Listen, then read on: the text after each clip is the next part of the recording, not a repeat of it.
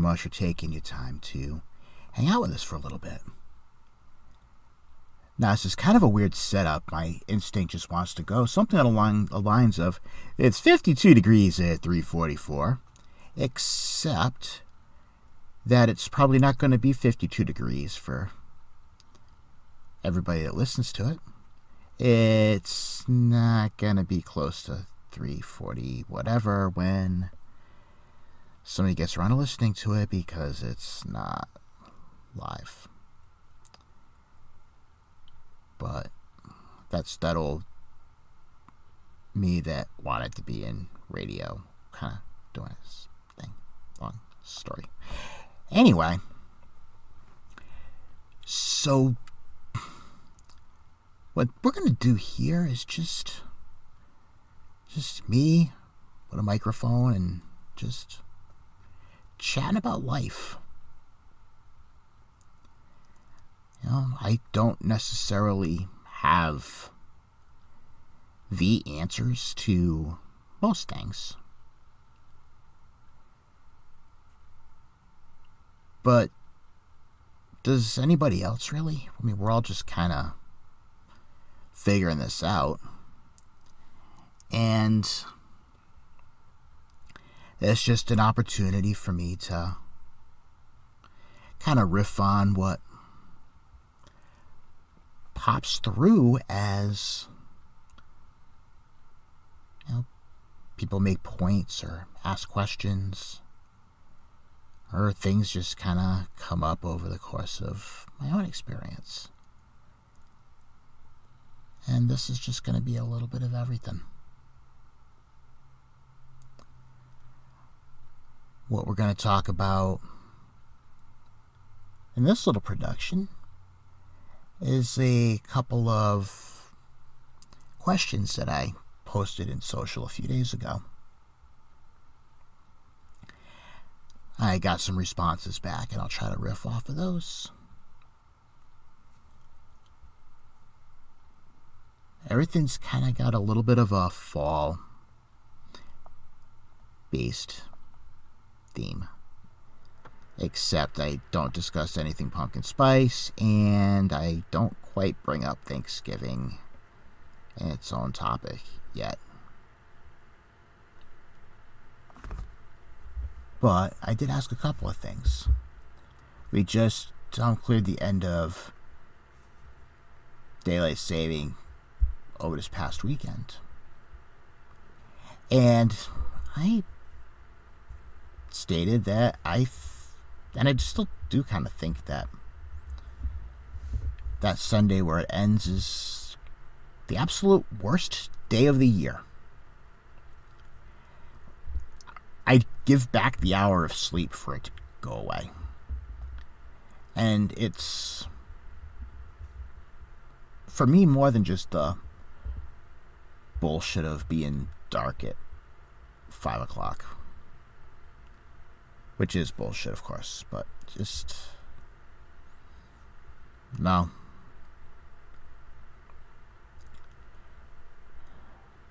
The second piece was,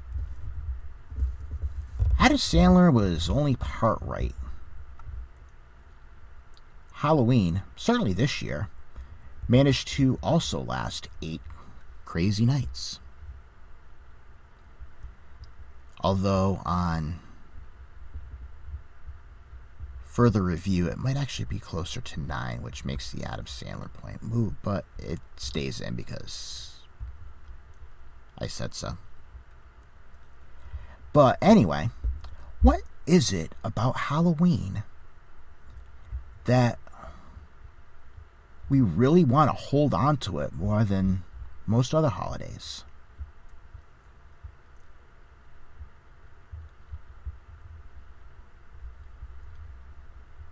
Is it that Halloween gives us license to release pieces of ourselves that we don't necessarily feel safe doing in other times and situations? Is it more to it than that? Is it less than that? And I ask solely out of curiosity. There's no judgment. I mean, there's really far worse things that can go on for days and days and days than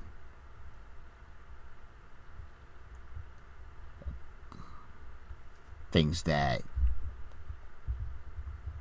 bring out candy and parties and funky costumes. I mean, it's all good. But we'll talk about that in a bit. But first, we'll go into the daylight saving issue in just a moment. You're listening to Beacon Road.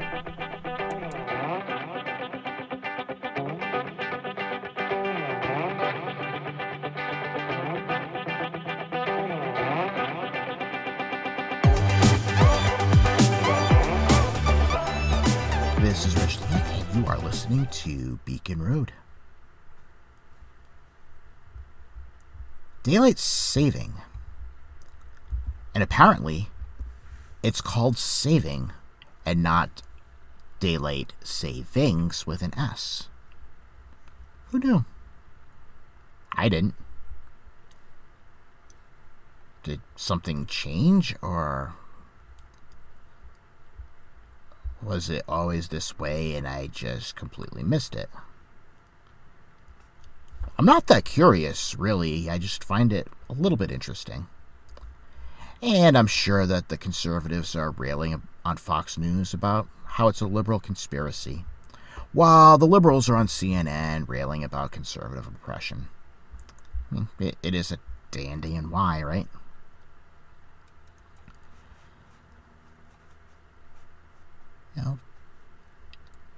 Did bring that up on my pages about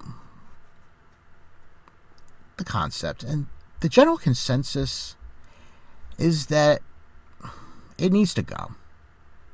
It's, of course, absolutely in no way a scientific poll that I took on my pages, although I am a little curious as to what that polling would look like.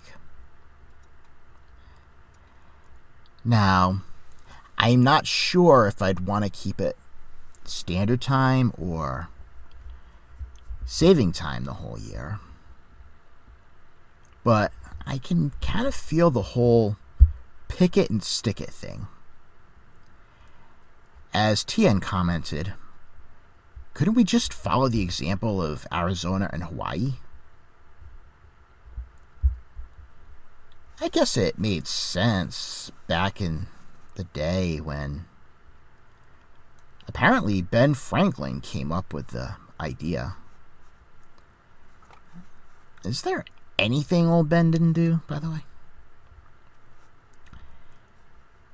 Back when there was a much more dire need for added daylight, especially in the warmer months when crops were being grown and then harvested, it made so much more sense. And back then, remember, there was really, there was no resource at their disposal other than sunlight to be able to see what they were doing. And then, of course, there was the issue of the energy and all that, and I'm not really sure I understand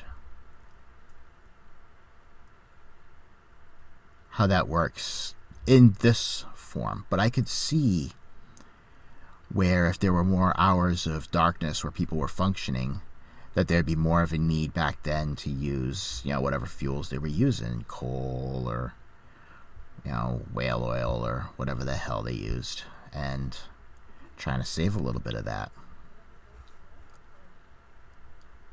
I get all that, but in a lot of ways, it does seem like it's an idea that served its purpose. But I don't know. But the thing that really hit me hard was just the sudden jolt of it on Sunday, where I was driving and it just all of a sudden got really, really dark really fast. And as I was driving down the road, all I could see was just empty trees, and it was just so brown and barren, and God. And it seemed like the early darkness just made that sting just so much more. You know, a lot of it is, too, on my end, just kind of knowing what's coming, and a lot of that involves cold and snow and ice and I mean, not to go all, you know what grinds my gears on all of this, but honestly, that stuff does do a number on my own well-being. Obviously, less time outside, more time being pent up, and less places to want to explore.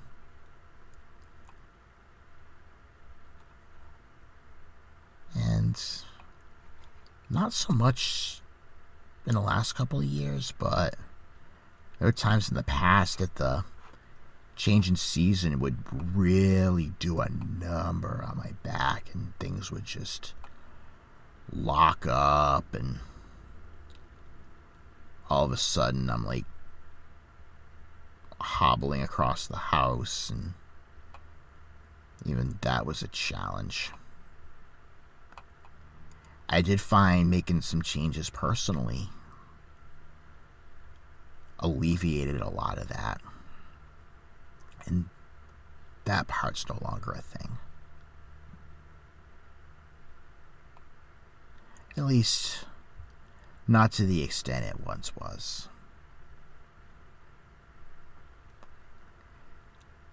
Some of it still lingers, though. You know, part of it being that, you know, my moods go to shit from being pent up and away from sunlight. Which doesn't help when you sometimes are fighting things to begin with. I know others have this issue or similar issues.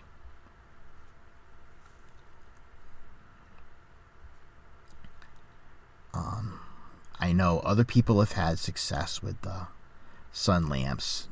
I haven't really so much, but that makes sense, because with any cure or treatment, it's all, you know, there's no one cure for everything. Everything varies in effectiveness from person to person, because, well, we all function just a little bit differently. That's just how things work.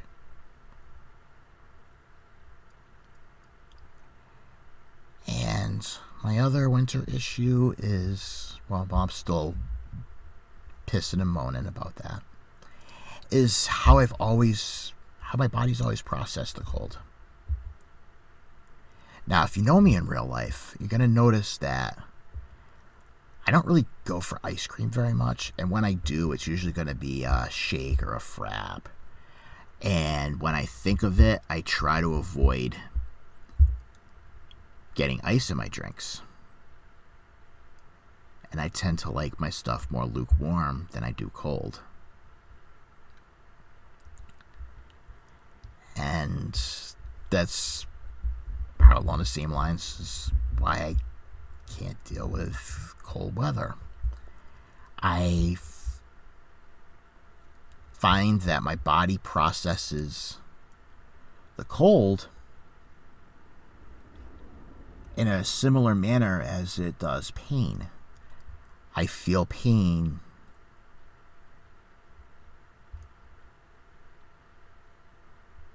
it's like pain. It's that absolutely unbearable. I have to get away from this. I have to make this stop now. Well, actually, I probably have a higher pain tolerance than a cold tolerance. So yeah, for me personally, winter can be a ginormous bag of suck. And that's kind of why lots of things maybe. And I think all of that was behind the feeling when I was driving, feeling all the change and kind of just knowing the imminent, that's kind of coming. And it's kind of a bummer because I wish I could enjoy more of the winter stuff like others do. And, I kind of wish I would be more excited for the snow and skiing and all that other stuff, and I can't. And that's the point where you have to cue up the Debbie Downer.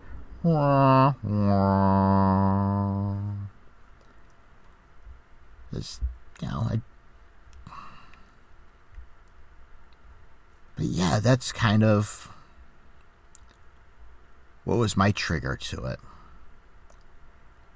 And yeah, there's other factors too about the change that, a lot of people health-wise don't process it well. The circadian rhythm kind of goes off, or I was reading too somewhere that I guess apparently, heart attacks tend to spike during the change in time, which I didn't know was a thing. But it's certainly worth playing around with the idea.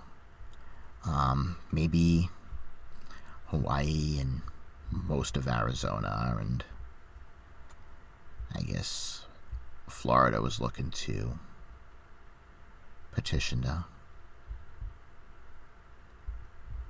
lose the time switch too. So when I come back, we'll get into something more fun. We're going to Halloween. And why is it that we really just enjoy hanging on to it for as long as we do? This is Beacon Road.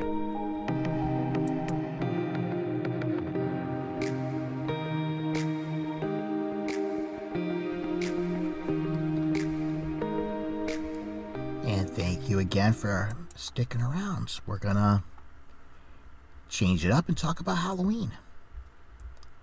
Now, I brought up in no way meaning to judge or criticize, just I found myself curious as to why we hold on to Halloween as long as we can, especially compared to other holidays. Alright, there's Christmas, of course, where you get decorations and jingle bells going in the middle of August, followed by the inevitable bulk of us bitching about said August displays and blah, blah, blah, blah, blah. Halloween seems to be a close second. I wondered why. And on a little side note, I never did it, but I always wanted to have a tree, and maybe one day I will, where you could just keep the tree up all year and just change out the decorations, Maybe just something like a white theme and like straight white lights after the new year into the winter. And, if you were inclined to be all, red and pink and hearts and lovey-dovey for Valentine's Day, and then go all green for St. Patrick's, and pastels in the spring, and bright colors in the summer, and little decorations of like boats and beaches. And then, you know, just go into like orangey, yellowy hues in the fall. And, you know, and of course Halloween, you could just, you know, go crazy on a tree, I would think, in Halloween.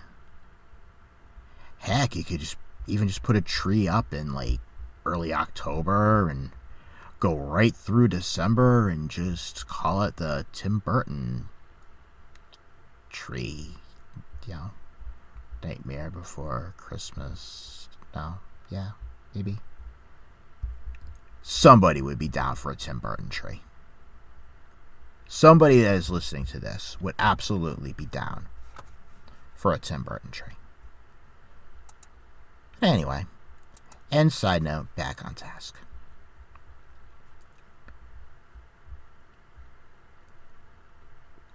One more side note. I think I would nominate Thanksgiving as a holiday that could go on for like days and days straight. I mean, just being able to just eat like a pig nonstop like that. Although, honestly, I think my body would be really mad at me by day 3. But it's fun to imagine. Okay, and back on point, I swear. I got a lot of awesome feedback on this topic.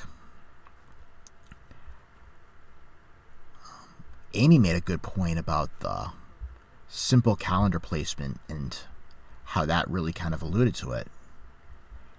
You know, Halloween being on a Thursday this year, kind of in the middle of the week, although you do get a lot of the college crowd who's into the Thirsty Thursday, and you know, you'll get a lot going on.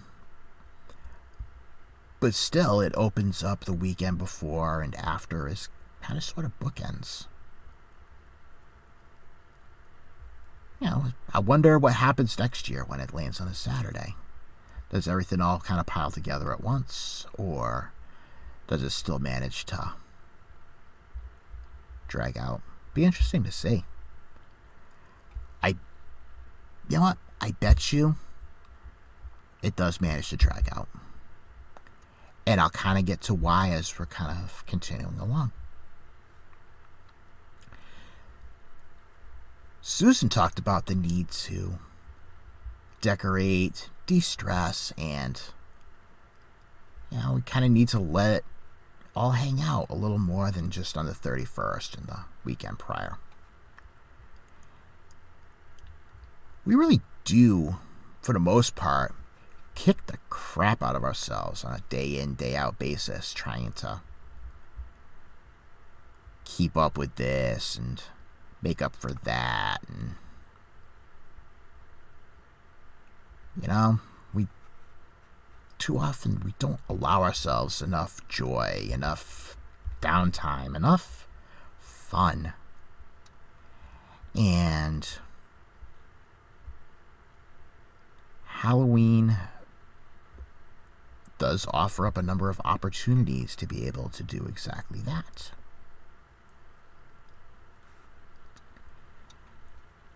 And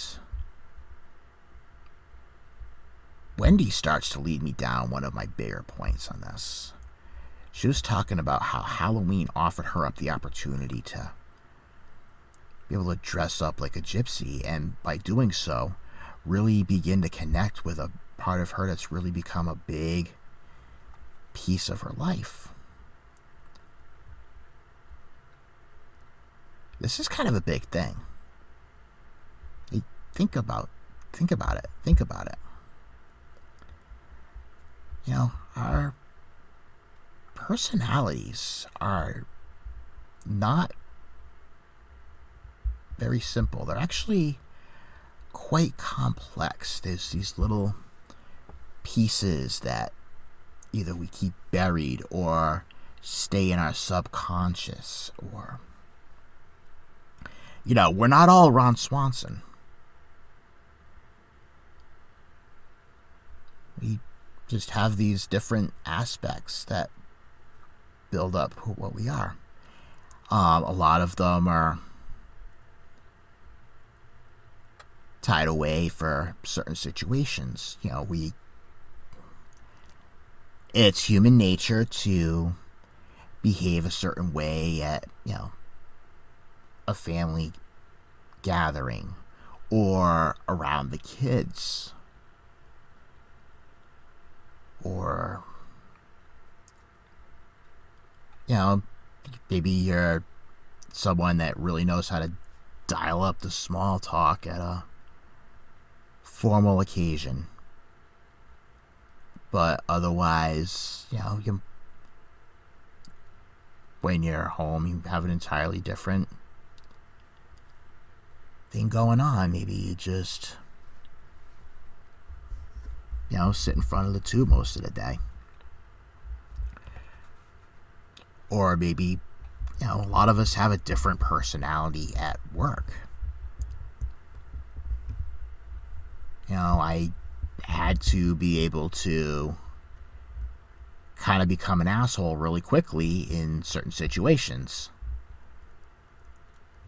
Other people are in management, and they have to be tougher than they might normally be outside of, because they think that's how they need to present themselves in front of their employees. And for some, that I'm not in their office, I can't tell one from the other, but we're all have different parts of our personality that we can show in different situations. And there's other parts that maybe we'd want to explore a little bit more, or kind of play around with, or maybe there's a role or a character or a being that you've always been curious about, or maybe you just want to kind of play around with your sexy side, or maybe you just want to try something new and different. And in a lot of situations, when you're trying a lot of these things, it's kind of hard to put yourself out there, because, quite frankly, people will have something to say about it. There's a lot of judgment about a lot of things in a lot of places. And yeah, of course, when somebody is making judgments, it has everything to do with the fact that they're being faced with something that scares the shit out of them. And it doesn't really have anything to do with the target very much, if at all. That being said, it still kind of sucks to be that target, so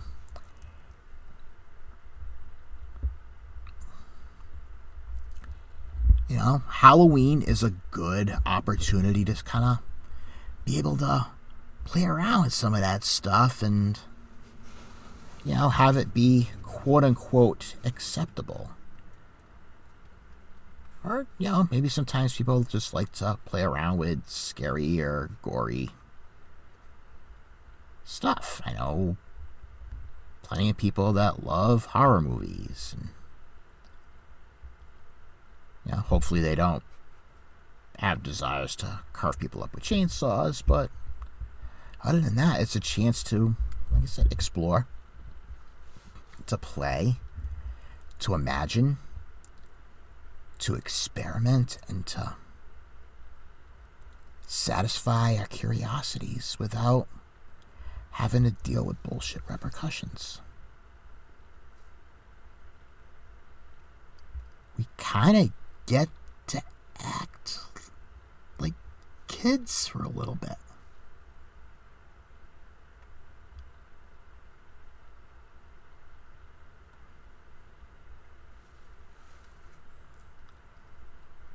speaking of kids, I'm going to touch on a comment from Lynn, which she connected to her experiences both with her mom growing up and being a mom herself as her son was growing. In both situations, between making your own costumes and all that comes with that and the experience of Halloween itself. There's a lot of quality time there and quality experiences. And, you think back on your childhood and you go back to those kinds of experiences, however they made themselves appear, wherever, whenever, it kind of puts you in that warm kind of place of home, where it just kind of just feels really good. You kind of can go back to when you were a kid, dressing up as your favorite characters, either from TV or from comics or whatever, and really getting to pretend that we were them, because we were kids, we didn't know any better. We were little. Damn it, I was Bugs Bunny, So we got to, go around the neighborhood or wherever with the other kids and just having a blast. And also, candy. All of that candy. The end of the night when you come home with that big ass bag full of candy. Even if you had some stuff that was like, there was always good stuff in there too.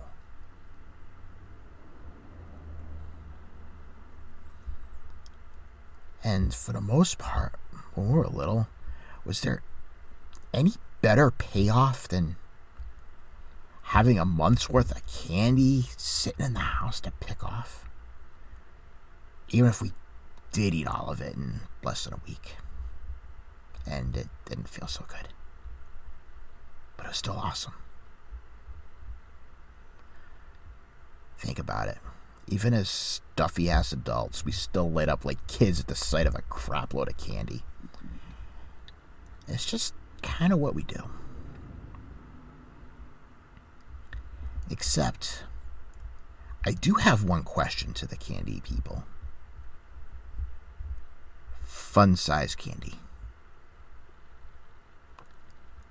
Look, if you really want to make that Snickers bar fun size, you're going to make it the size of my entire back seat.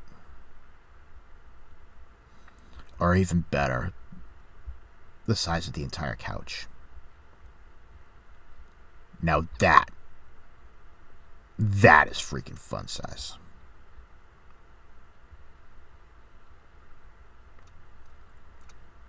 But yeah, it's an opportunity for us to play in a world that likes to look down on playing.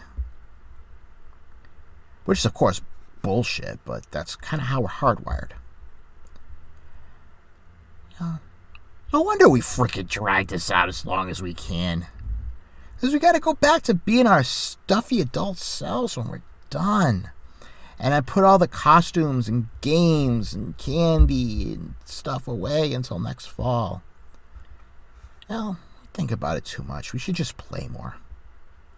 And maybe that's what we're trying to tell ourselves in the end. That maybe we should just freaking play a little bit more. We can listen to ourselves and not what we're told to do or say.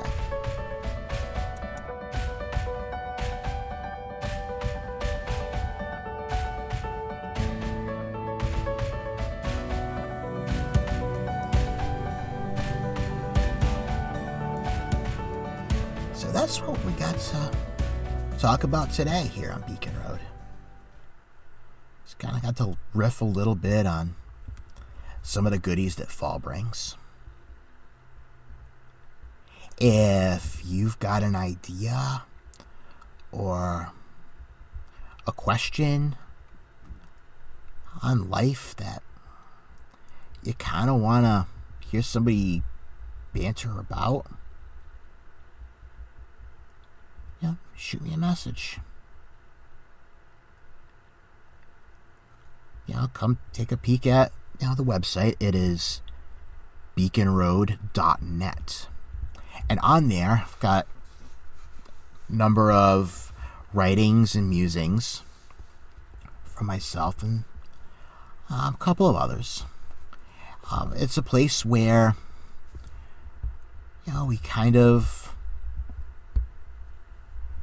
we can just talk about whatever without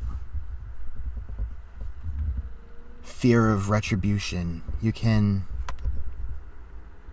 if it means we talk about our fears and our demons, then we can do that. We can also talk about our joys and our hopes. And we can just play with ideas and create.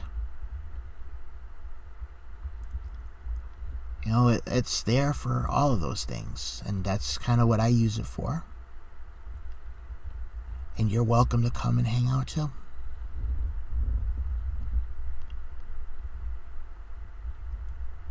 When you get there as well, there's also a resource area for people dealing with mental and physical well-being issues. Resources that can be accessed in an emergency. Resources for certain diagnoses. Specialty based for people with certain needs. All of that's on there. And there'll be more to come, so keep checking back. And also, too, we've got a store with t-shirts and coffee mugs and hats and all kinds of goodies. So I do invite you to check us out. On the socials, on the Facebook under Rich Levesque. On the Twitters, the handle is Beacon Road number 10. And also on the Instagram at Beacon Road. And I just want to say that as much as we talk about money and things and stuff and whatever, our most important and most valuable asset is our time. That is limited. And for those of you that took some of your time to listen to this little presentation, I cannot thank you enough. I'd love to hear from you. I'd love to hear what you think. And again, whatever ideas of things we can discuss going forward.